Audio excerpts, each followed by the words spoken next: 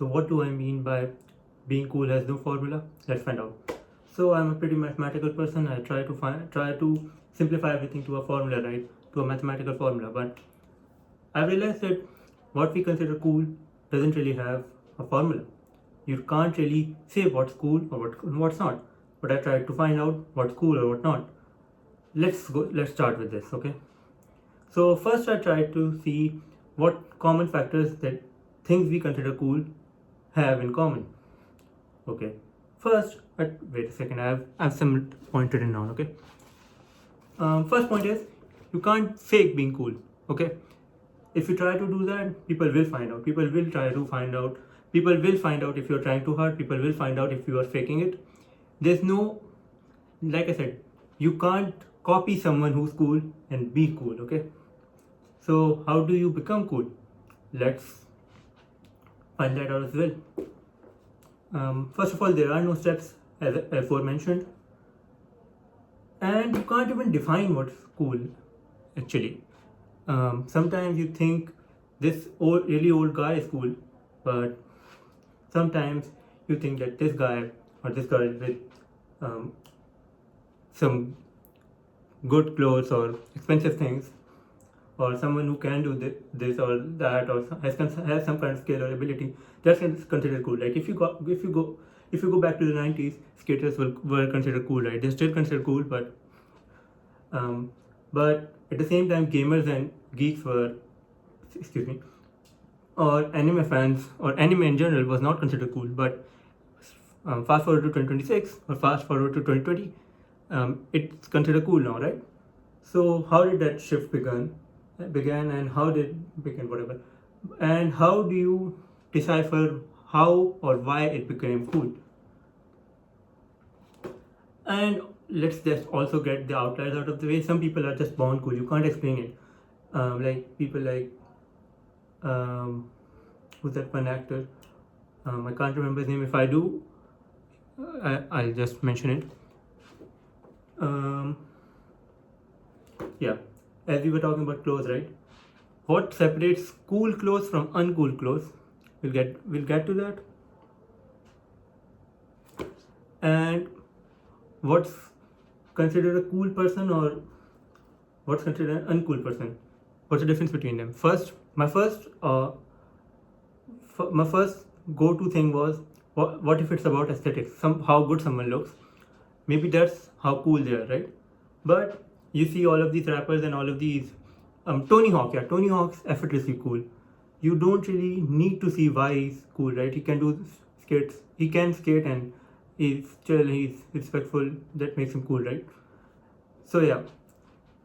But would you consider Tony Hawk the top echelon of attractiveness? Probably not. Like he's not a bad looking dude, but yeah, he's not Ryan Gosling or Chico Lachowski level dude, right?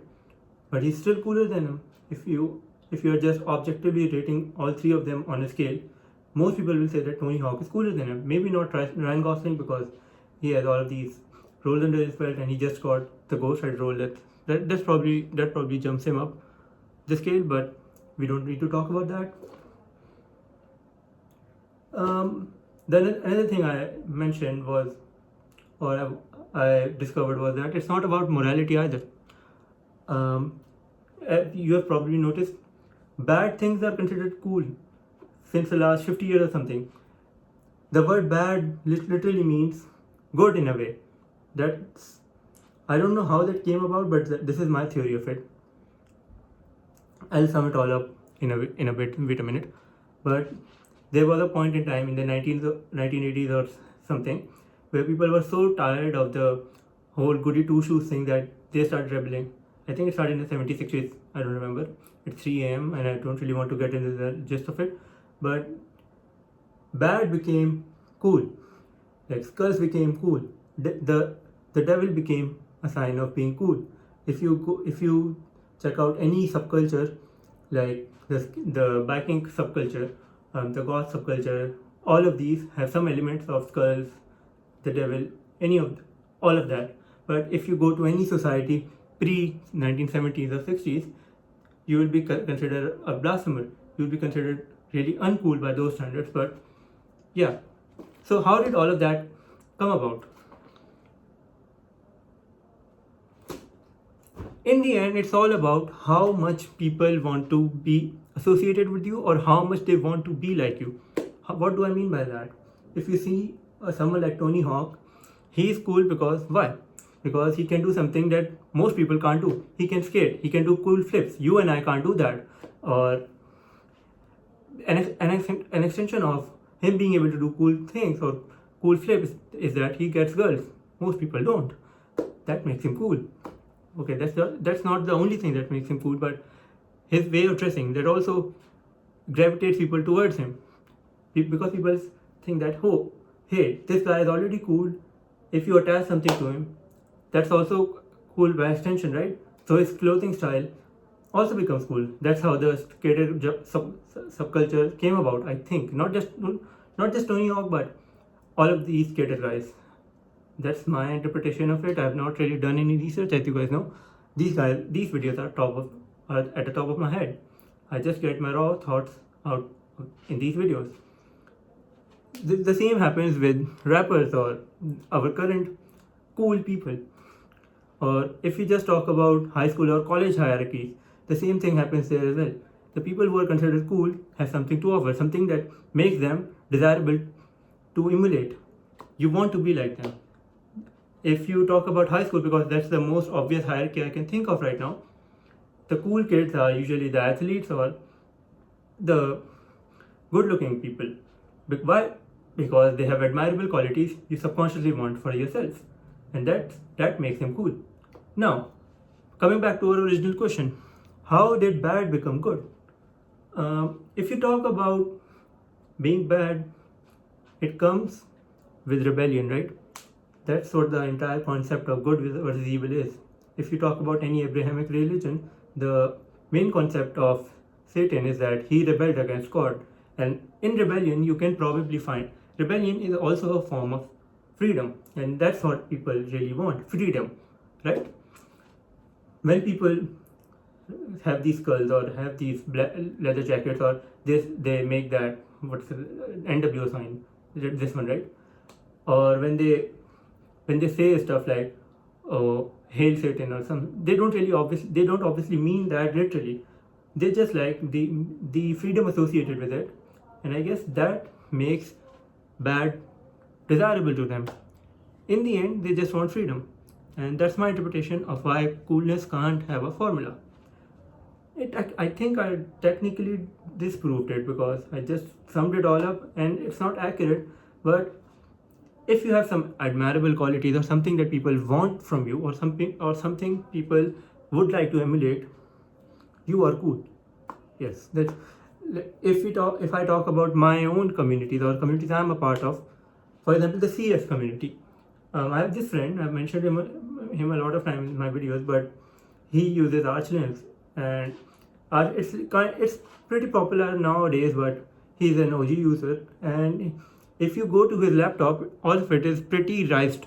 If you don't know what rise is, it's basically modifying your computer or your environment according to your specific needs. And this guy, it's very, for the lack of a better term, Japan coded. It's very much based on old Japanese culture, the 1600s, 1700s, and it's very aesthetic. It's very pretty to look at, basically. And when in the eyes of your average CS student or someone who appreciates art, this guy is very cool. This guy makes really cool stuff. But we showed the same thing to aeroplane something, right? And we showed that to that guy, and he was like, yo, this is not something that's considered cool, or this is not something that I'd find cool, but the rest of us do. What's the difference? Because we are in that community, or because even if someone's not in that community, someone is into art, they can appreciate the effort behind it, or they can appreciate, or they would probably want that environment for themselves. Like I don't use Linux. I'll use Linux. I don't use Arch, but I probably if I was using Arch, I probably want that environment for myself as well. That makes this guy cool. Yeah. Also, some personal updates now. I was gone for like 15 or 16 days. I had my finals. I just had my final exam today. I'm free for a month now. And yeah, I'll probably post 2 or 3 times a week now for the entirety of this break. Sorry for not uploading for a while. Also, my views have been really down. My last video got like 4 views. The video before that got 7 views. I think it's a YouTube thing, or you guys are just not watching it. But if you are, I'm very appreciative of you. Okay, I tried this new format, and as always, I'm sorry for all the sweat. I've been sweating because I don't have a fan right now because the fan is very noisy. Okay, please subscribe and comment down if you disagree or agree with something. Okay, bye bye.